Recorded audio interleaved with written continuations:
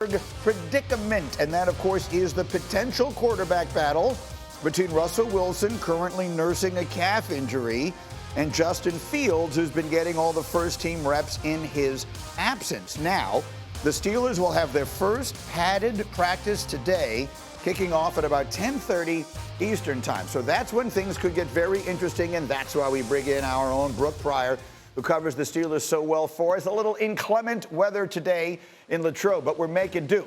Brooke, let's start with the Russell Wilson of it all. What is the very latest on his calf, and what does it mean?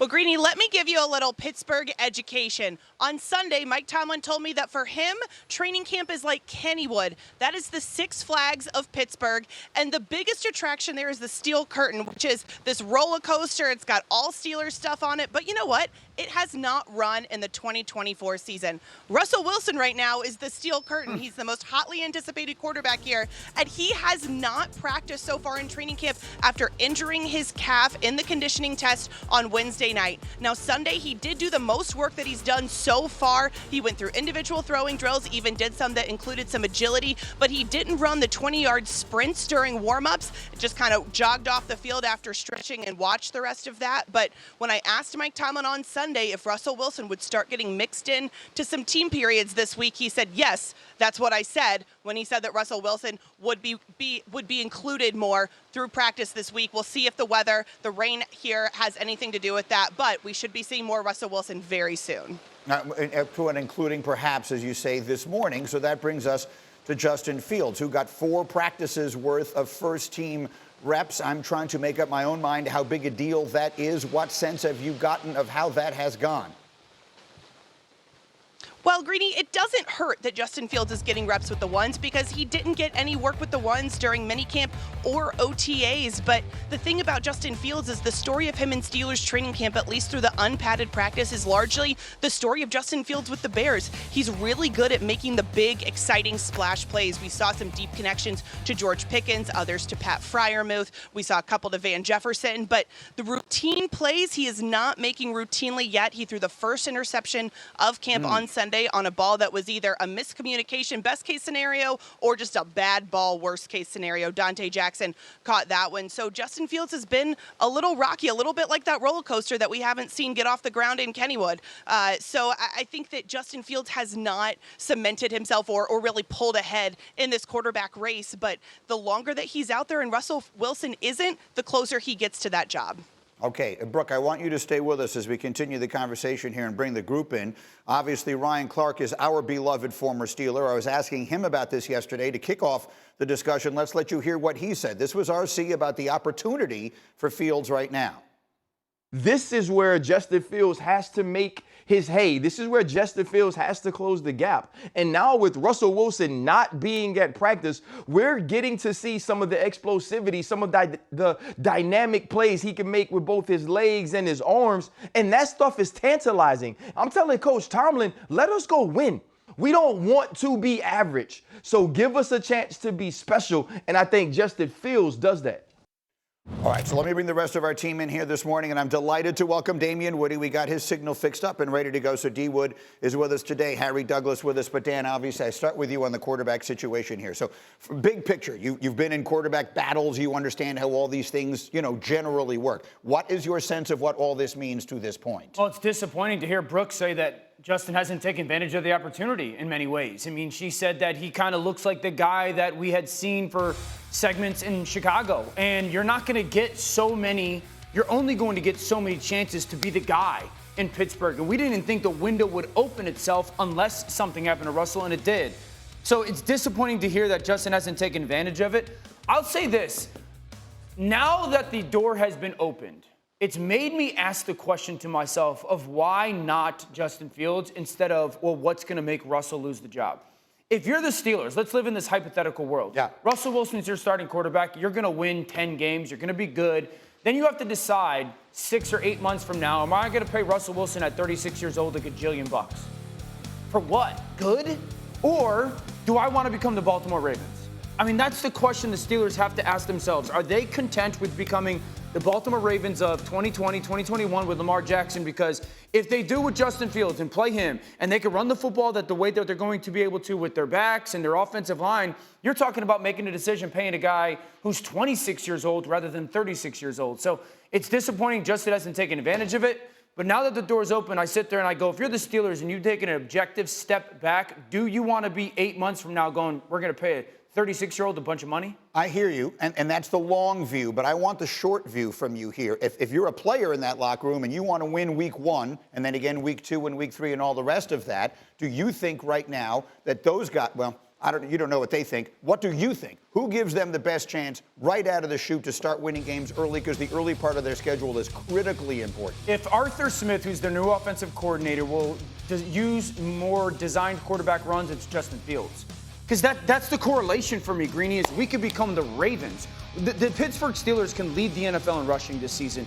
If Arthur Smith, and he didn't do it a ton with Desmond Ridder, if he utilizes more quarterback run with that offensive line and those two backs, and Justin, who, when he runs the ball, is about as explosive as anybody in football outside of maybe Lamar. Consistently is most important to me, and I think that's something that Brooke just mentioned, is that Justin Fields hasn't been able to do the routine consistently. He's had those splashes of exciting plays. Here's the thing about Russell Wilson. We've seen him in this situation before. His early years when he was with the Seattle Seahawks. We've seen him with a great defense. We've seen him with a great run game. The Pittsburgh Steelers were 13th in rushing last season. I believe, not even talking about the quarterback design runs, I believe that will be a top 5 rushing team in the NFL this season.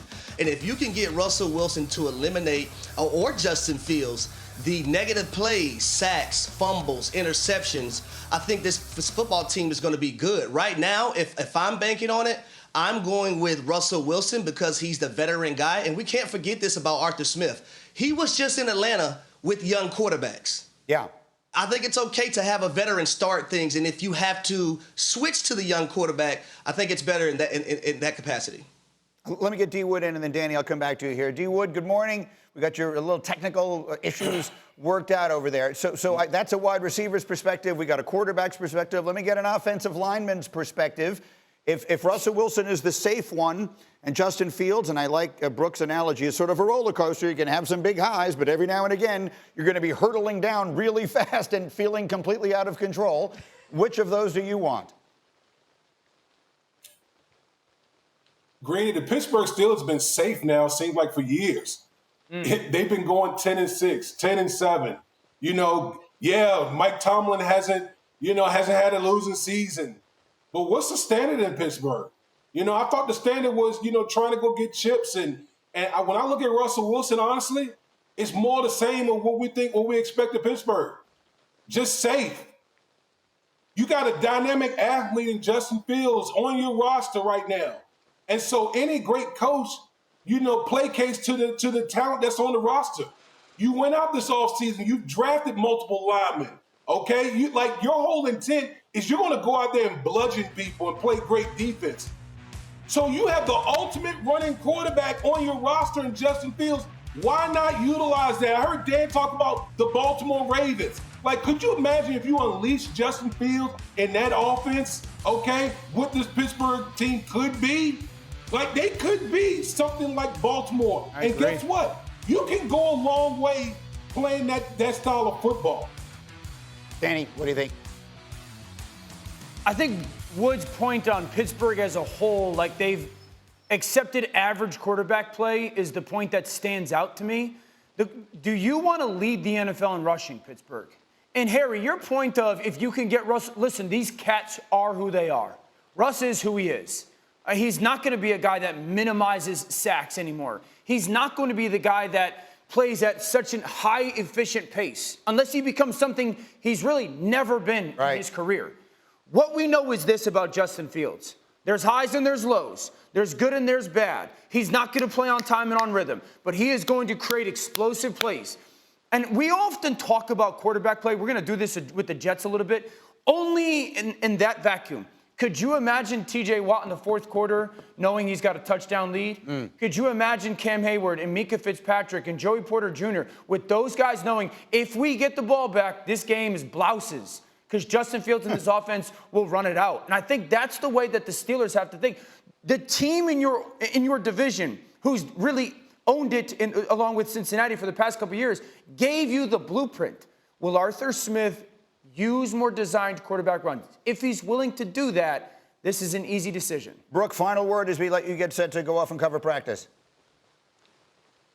Greeny, I want to give you a little more food for thought, maybe a pierogi for thought here in Latrobe. But 2 years ago, when the Steelers were in a similar quarterback situation between Mitch Trubisky and Kenny Pickett, Mitch Trubisky took almost all of the first-team reps at camp. And that meant that in week 4, when he was pulled in favor of Kenny Pickett in the middle of the game, Pickett didn't have any familiarity or rapport with that first-team offense. Russell Wilson's injury early in camp at least gives Justin Fields the opportunity to work with the first-team offense, with those guys like George Pickens, work with that first-team offensive line, which means that if Pittsburgh does start Russell Wilson and then pivot to Justin Fields, Fields isn't going in there cold the way that they did to Kenny Pickett.